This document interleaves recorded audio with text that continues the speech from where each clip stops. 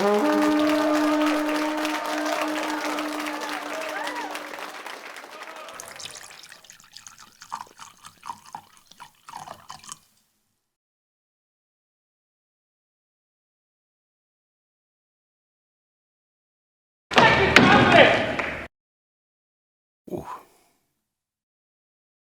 Yeah, yeah. Yeah, yeah. I'm a hustler, baby. I'm a hustler, baby.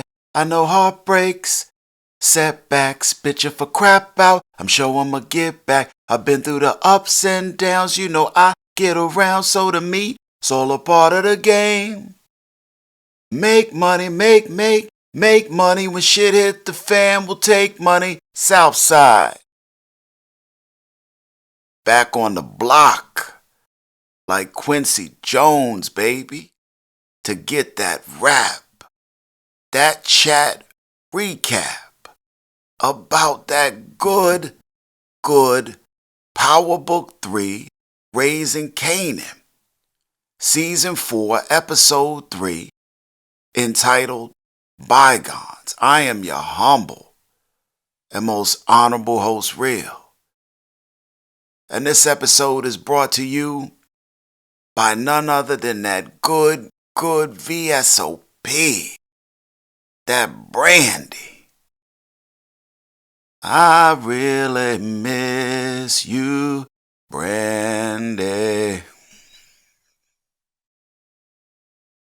That I wanna be down with what you're going through. No coke. I'm still old though, old school. Let's just get down to brass tacks, shall we?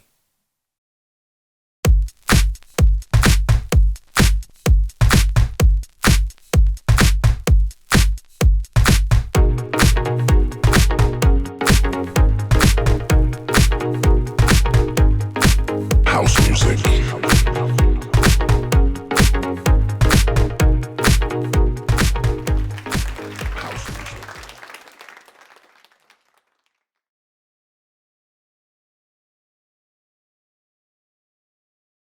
So we start off with Mo Money, Mo Murder, as my man Unique run up on Sonny and Richard outside the Chinese restaurant. Well, one of them at least. They doing they nightly duties at this point, taking out the trash. He catch 'em slipping, takes 'em back inside, take 'em for they stash and they cash. Now, if Unique had to talk to him, he might have found out some info, like how even came to be like this. But he didn't. They tried to tell him, but their mouths got to stammering, got on that hummina. Unique wasn't trying to hear nothing anyway. Got a little disrespectful with him, a little racial. Asked him how rock tastes. No, asked him how rock tastes. He like, you like your rock steamed with duck or soy sauce? Sweet or sour? It's almost like Unique gotta put all rock associates in the actual bed with her on that level of f***ing, cause he feel f***ed over. So when he put him on that level, it's probably easier to f*** them over, or make him feel at least. Same as he did with Andre, same as he doing here with Sonny and Richard. Asian cats be bold with brothers too, don't they? Told Unique after he bagged the money. They like, you got the money, now go. Told his ass what to do. They like, you got the money, now go. This seemed to piss Unique off. Like, why you rushing me? This my thing. I'm the one with the goddamn gun. Who's the man with the master plan? A with a motherfucking gun. 44 reasons come to mind why your brother is hard to find. He been walking on the street and with mine. It would piss me off. Made him a little extra edgy. Same way O-Dog felt when the lady in the liquor store told him to hurry up and buy. Just trying to rush brothers out they damn store, don't they?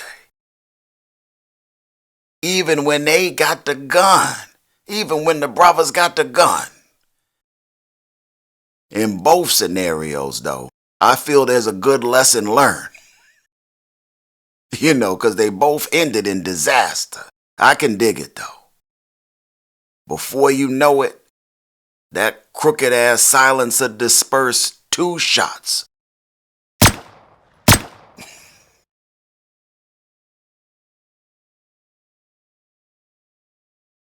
One to each of their midsections. Left them slumped over next to some stir-fry. Fried up. Unique dip out of there. Get the bag and that loot up and dip out. At some point stops by Early spot. Gives Early the money he been asking for, you know, for taking Unique up the spot, keeping him safe. Goes back on his creep. Makes his way down to PERNESSA spot, you know. Watching her in that open window. Like, sis, you need some real shades. Like that little sheer shit ain't working. There's some real creepers out here, you know. I ain't even know black folk did open windows at night.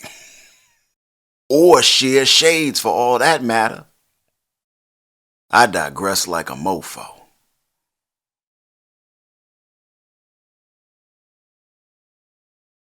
He dropped a little money off in the mailbox for P and his seed. Peace up out of there. At some point, Unique get to running up on Lil OC. Heading up in the Kanan spot late one night. Caught OC lacking. Slipping. OC opened up Kanan's door. You know, of course, Kanan wasn't in.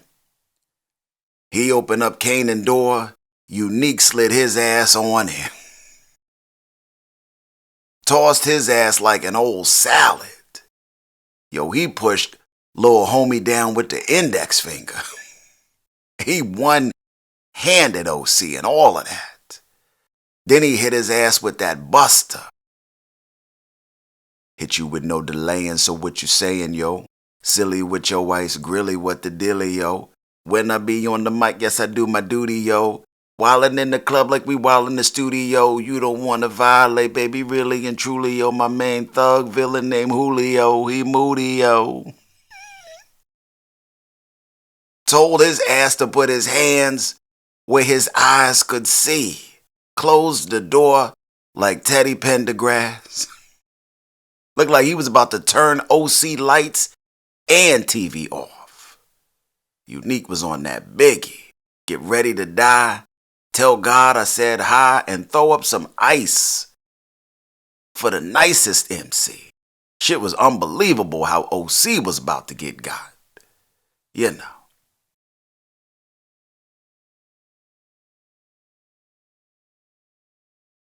Meanwhile, back to Unique's earlier work. Marvin goes down to Richard and Sonny's spot the next day after they got hit. You know, down to the Golden Pavilion to pick up his number 37. Sees yellow tape every goddamn where. Pieces up out of there. Heads over to Rocks. Lets Rock know what's what. And they decide to post up at all the other restaurants, you know, 'cause they don't know who did it. Ain't trying to take another loss. Rock says she gonna reach out to Uncle Irwin, you know, the old cat they initially met, who said they could run that work out of his restaurants. Gonna go holler at Uncle Irwin, check his temperature, see how he feeling about things. Marvin tells her he think it's the cat he caught stealing, you know. And as he leaves out to go check on young Scrappy, Rock tells him the Fed's been watching Stefano's shop, you know. Said Andre told her they seen him leaving up out that piece a couple days ago. He denies it was him. Lied right to her face. Hit her with that shaggy. It wasn't me. Caught me banging on the sofa. It wasn't me. She even had me on camera. She like, fool. You know they know what you look like, right? I mean, you was on their radar. Like you was the main suspect, remember? That's why the we been going to Andre ass in the first damn place. You. She tell him, go on then, you know, handle your BI with the nephew. And he peace on up out of there. Rock put that little conversation in her mental Rolodex. Then she peace up out of there. Goes and gets her chat on with Uncle Irwin. She go and chat with him. He tell her that Richard and Sonny were his people, his family. Says he might have been knocked off before, you know, robbed and all of that. But nobody ever died. And that's an understandable statement.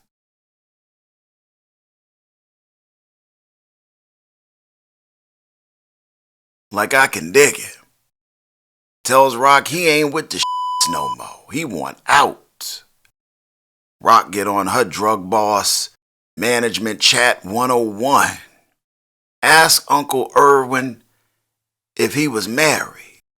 He like damn straight 41 years. She like us too. She like you and me. Or we also married, gonna stay married, till death do us part.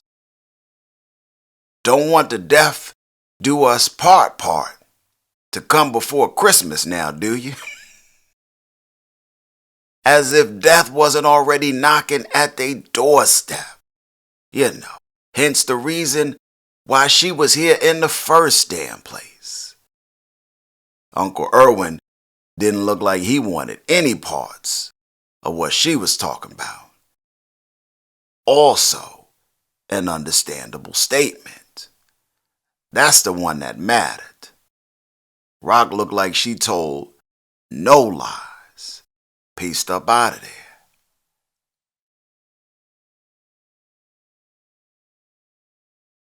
Gets back to the crib, calls up Andre, trying to get some insight on the restaurant hit, you know. He don't pick up, you know, because he's sleeping with the fishes. If Rock want to talk to his ass, she going to have to get Jesus on the main line. Because according to her, Andre just MIA for whatever reasons she don't know. And apparently so is Kanan. Because she get a letter from school saying Kanan ain't been to school much, you know. Said this little mofo might as well be on a milk carton for all they concern. Like where his little ass at? At some point, Rock makes her way over to talk to Kanan in person about the situation. But Kanan wasn't there. But snippy ass Crystal was. Little smart ass whippersnapper. Was quite dismissive to Rock. Rock like, tell Kanan I came by. Crystal like, you asking me or you telling me? You know, because she feel like she know Rock. Based on how badly Kanan probably talk about her. So she dealing with Rock the way Kanan would be dealing with Rock. You know, the way he feeling about her. Well, she carrying those feelings about someone she don't even know. Now, that might be okay if it's a friend or an associate. But that's your man's mama. Rock was unfazed though, actually seemed a little cool with the fact that Kanan had a feisty little boo thing there. Might have reminded her of a young Rock. Their convo was quick. She pieced the hell up out of there.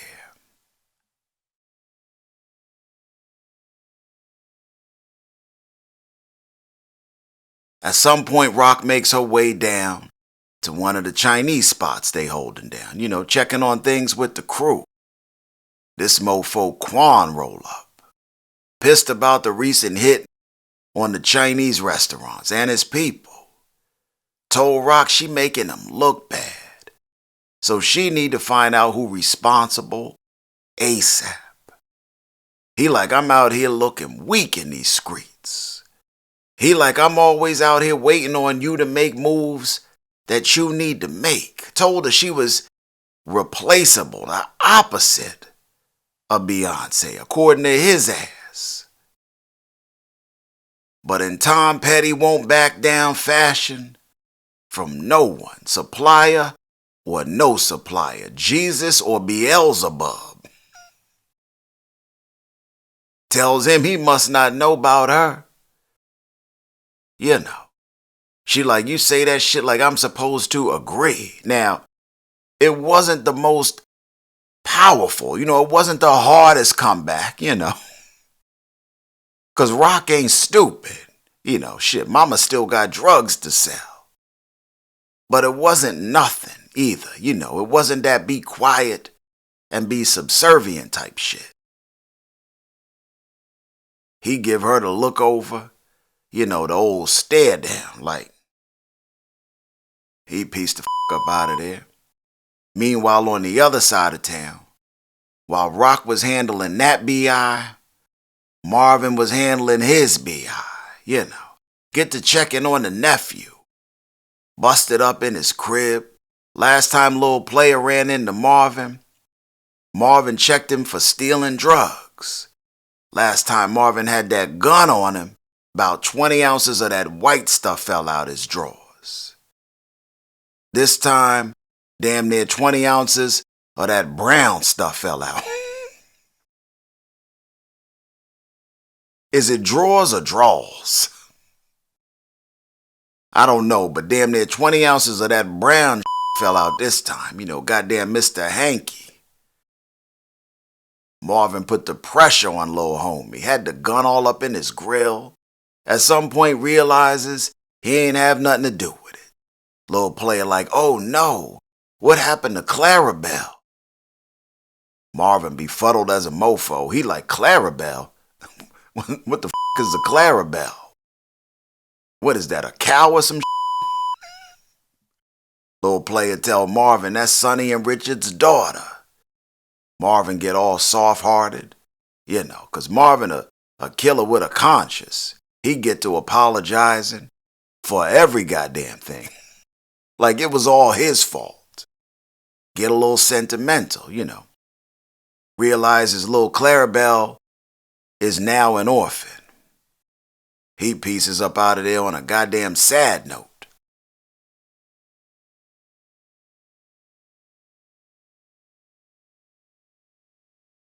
Get to thinking about another orphan.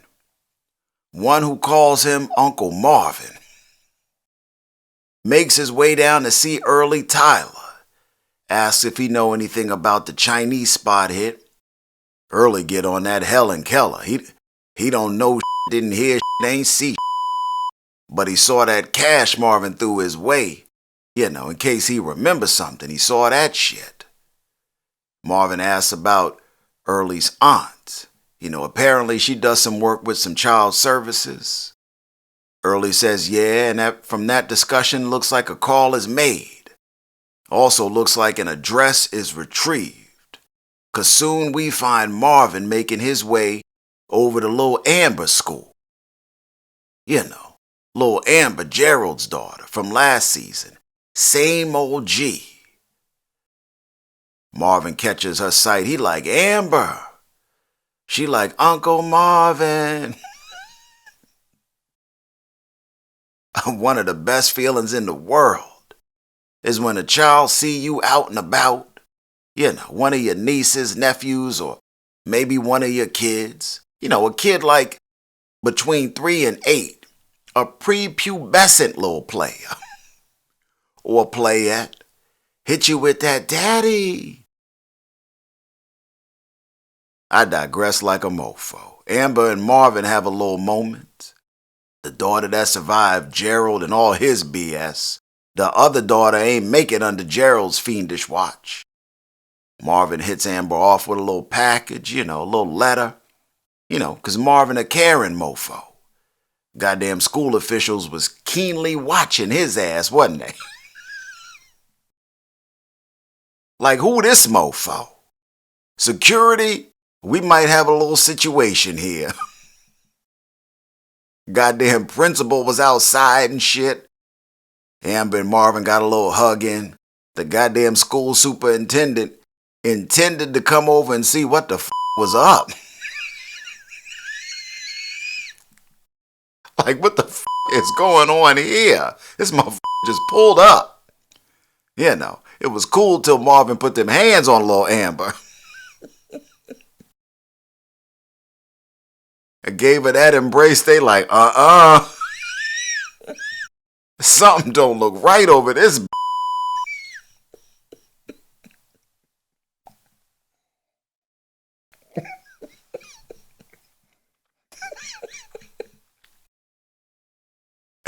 Came and asked Amber's ass if she was all right and all of that. Everything all right, Amber? Marvin like, I'm her godfather. Haven't seen her in a minute. Lady superintendent hit his ass with a head nod. She ain't even verbally acknowledge his ass. She was just like, like, where was your ass when they was looking for folks to step up and take care of Amber's ass? You know, isn't that what godfathers do? Shortly after he pieced up out of there, at some point he and little sis Rock go to visit Joaquin, you know, to see about some drugs. They up in Joaquin's spot sipping a little wine, you know, working things out like Teddy Pendergrass, you know.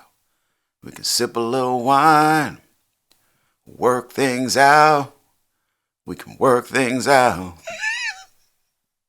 Y'all know what the f I'm talking about. Now Joaquin done told him last season that he was done supplying H to Queens. And he ain't seemed too thrilled to be repeating his goddamn ass, did he? They like, well, what about some of your peers? You know, some other folk we might could get that package from. And he'd give him Tremont name. You know, from down in them good B-more parts. Them good B-more parts. Most likely his ass was from the west side of Baltimore. You know, if you know what I know. They like, oh, we know Tremont. We still owe his ass. And owe his ass they do. You know, how he moved on and moved on from they ass. Appears Tremont still re-up with Joaquin.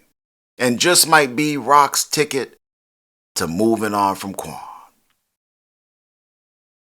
Hold up, need to take a little re-up, you know, need to re-up to turn up. 1 sec. One's for the money, two's for the weed spots. Undercover cops follow me, though they need not. It's like I'm Rick James, caught in the mix, rocking thick chains. From hood to hood, ain't shit changed.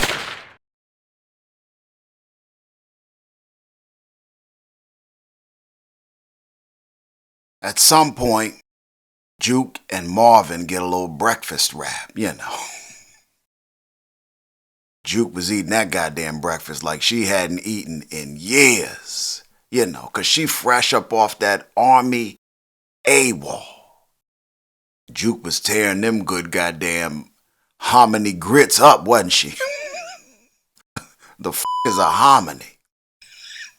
Juke was putting them grits down like she ain't have no teeth and shit.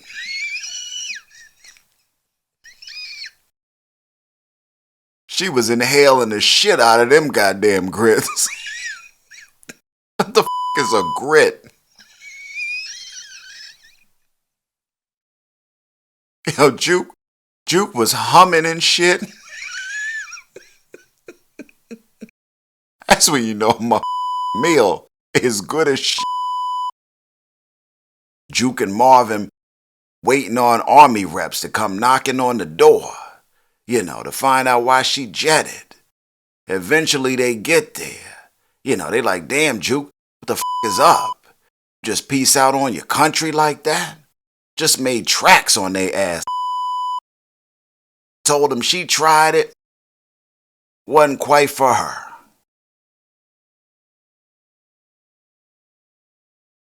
They tell her ass they came as a courtesy, because they about to prosecute her ass. Told her she ain't followed the proper process for leaving, and none of that. Ain't fill out no paperwork. She like, okay, y'all gonna make me pull out the big guns here, try this shit on for size. I'm gay, goddammit. I like chicks and all of that, nips, hips, and lower lips. Pulled that David Blaine rabbit out her hat. She like, put that in your paperwork. They don't want none of that up in the military fields, She saw it firsthand with her boy Chalmers. Told Chalmers ass, I'd be goddamn if it's gonna be raining men up in this. They tell her they grant her the separation, Told Juke she was letting her country down and all of that. She like, it's cool, black folk been let down by this country forever. Again and again and again and again. Y'all get the goddamn point. Juke get that off and they piece the up out of there. Marvin tells her she need to stop playing, Get herself enrolled in some higher education classes or some shit, do something with her life because she's smart. And she go down and enroll in a few courses down at the community college, Lady at the registrar was looking at her ass after she filled out the paperwork like, really? Dance 101, palm reading 202. She damn near gave a little chuckle at Juke coursework choices. She chuckled at Juke shit and all of that. Juke pieced out the office, pleased with herself, because she made an attempt to do something productive, Runs into one of her low-life associates down at the college. This mofo was taking some courses, and they get a little rap. He like, what happened to your singing thing? What was the name of your crew again? Booty? Busted? Invites her to catch up with the old crew for drinks later. She peace up out of there, he go his way. Then she head down and catch up with her cousin Kanan for a little pizza and some ketchup. They talk a little famous. Her choice of classes she just signed up for, Eventually makes her way down to meet up with her old crew. Her little boosting crew, a little low-life crew. They say they making hella cash off of selling that polo, them low wears. They like, you need to get down. But Juke ain't really feeling that, Feel like that's going backwards for her. She tell him she going to the bathroom, she dips the up out of there. Makes her way to this spot with a gang of chicks waiting outside in the line to get in. Music was blasting, spot sound like it was jumping. I thought it was another audition for some music type shit, not even close. She outside, think about going in, looking on with hella indecision. This lady named Mara comes up and talks to her, eases Juke's nerve a little bit, takes her inside, bypasses the line and all of that. Like Mara, a regular, maybe she work up at the joint, knows some folk, but she got Juke in with a quickness. Nothing but chicks up in that joint. It wasn't a dude up in there. Only dude that might have been up in there was on the wall, and that was Jesus. It was, or maybe it wasn't Jesus up in there. It wasn't Jesus' night. It was ladies' night. It was a meeting in the ladies' room. But every room in that joint was the ladies' room. You know, it was climax times 8. Y'all don't know what the I'm talking about. It was like a nest of chicks up in that joint. Like a little hen house. Turns out it's a little lesbian spot, you know. Juke got up in that joint, looked around, cracked a little smile, saw all that love. All that love was waiting for her. I had some problems, and no one could seem to solve them. But you found the answer. You told me to take this chance and learn the ways. All that love was just waiting for Juke. Went up in, met a few folk. Looked like Juke may have found her damn cheers. Good for Juke.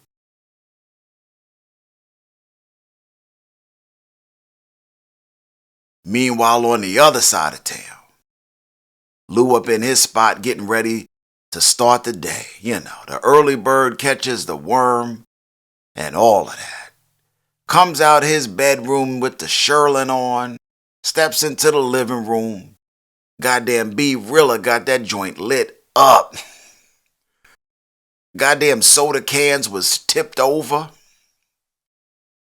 Why the food and drink containers got to be tipped over though, you know? In your damn house. Who do that?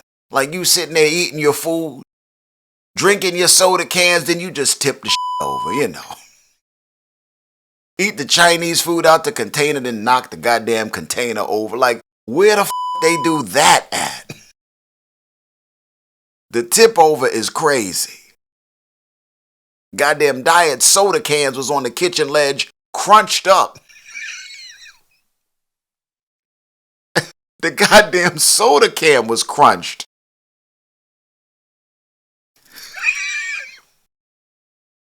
That's some shit you do when you outside. This mofo B Rilla had that goddamn living room ablaze. Looked like it reeked off that goddamn crab rangoon again, you know. Goddamn Funyun bags was a miss. This mofo had to be high. Chips bags was pressed flat and shit, you know. Some shit you do when you high. This mofo had like 6 sodas. Looked like this mofo ordered a hint of goddamn Kung Pao chicken. Y'all see that little ass carton of Kung Pao? That wasn't even a side. That was like a hint of white rice. Like Rilla placed the order like, I want a small Kung Pao chicken with a hint of white rice. Not a pint, not a quart, a hint, okay? And 5 goddamn sodas. We thirsty up in this bitch. Lulu living room was on a goddamn slippery slope and shit. In that minute, that was on the precipice of another damn relapse. He crashed up on the couch, B Rilla. Lou wake his ass up like, you ain't got to go home, but you got to get the up out of here. Rilla tell Lou he ain't got nowhere to go and no money to get there. Lou like, well, I ain't trying to have a new roommate no time soon, so we gonna have to talk to Lowell and get this little situation figured out. And they go down to Low Street Records and have that conversation.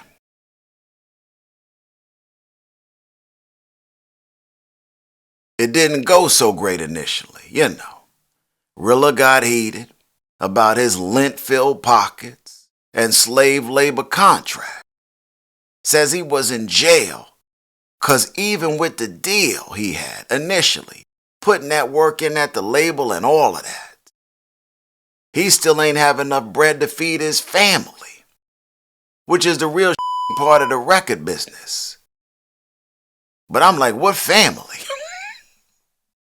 Mofo, you on Lou couch. Where your goddamn family at now?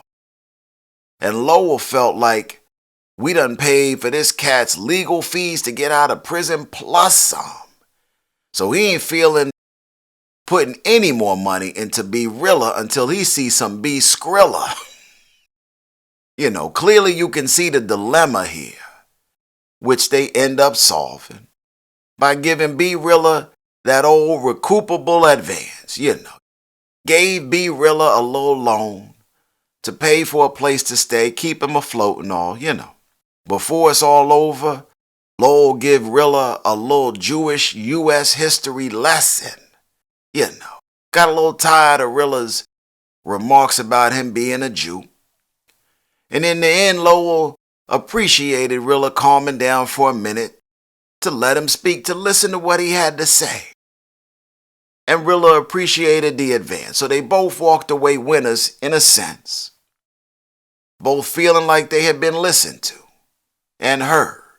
And at some point, Lou leaves up out of there and makes his way to his support group, you know, with Rock, as a part of his rehab after activities.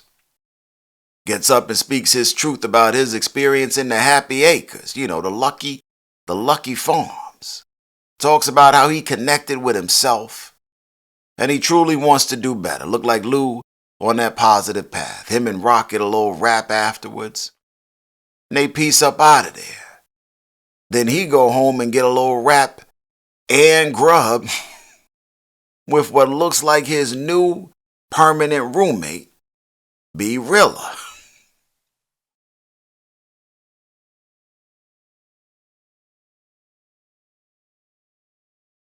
Now through all of this, Lord Mr. Kanan been doing his thing more on the home front.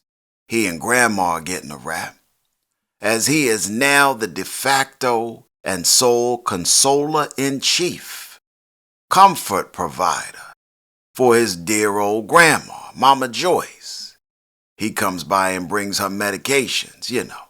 She like, you know I ain't taking them shits, right? 'Cause Grandma intent on letting the cancer do its thing, accepting her fate, letting up, and letting go. Kanan tells her he gotta let the kids know, you know, her children. But Mama Joyce don't want that smoke. Ain't ready for the outcome of having that conversation. In the end, she agrees with Kanan, the grandbaby, you know, that she need to keep it real with everybody, including herself.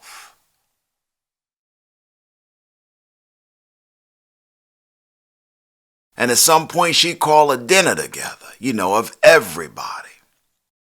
He piece up out of there, goes back to his spot.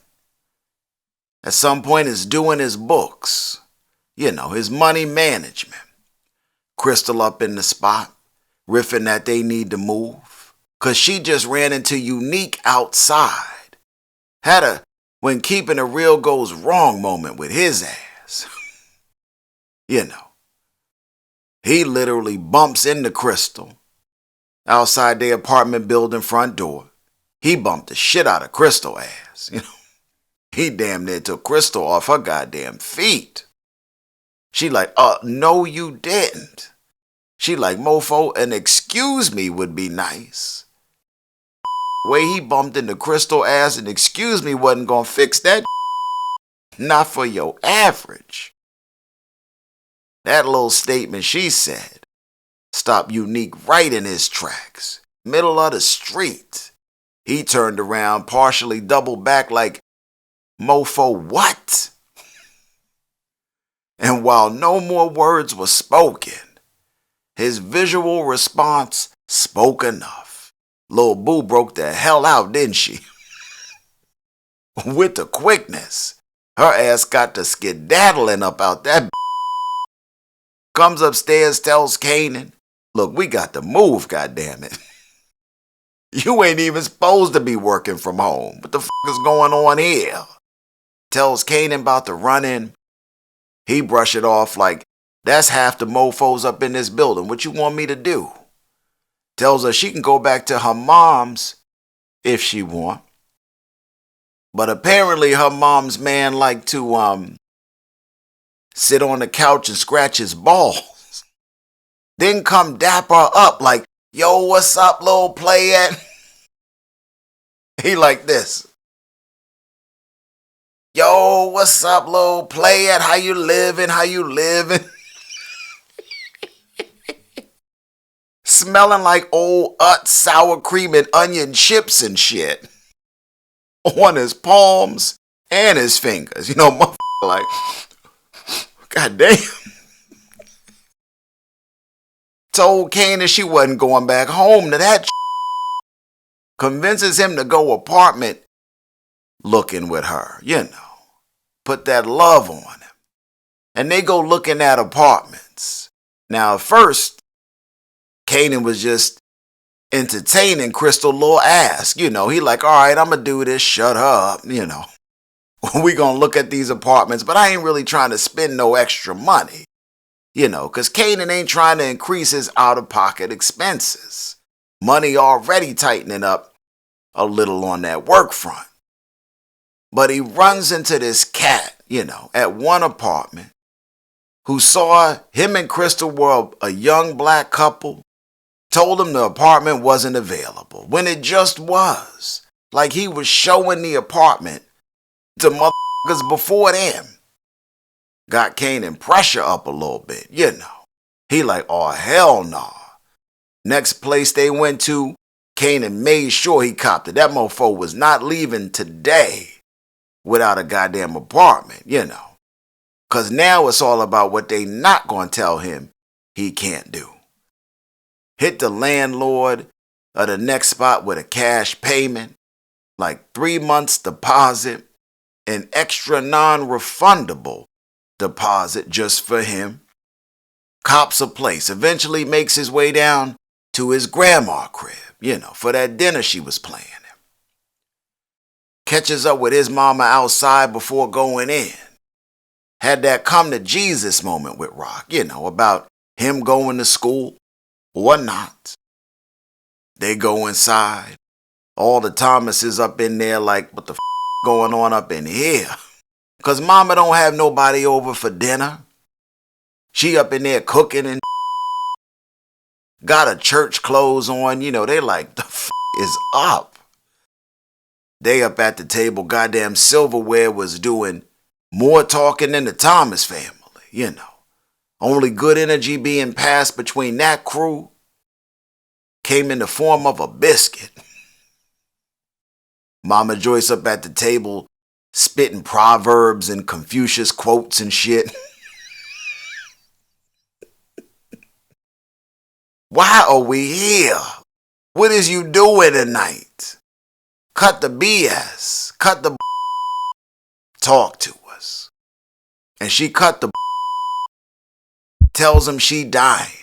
Got the cancer and all of that. Mouths get to dropping.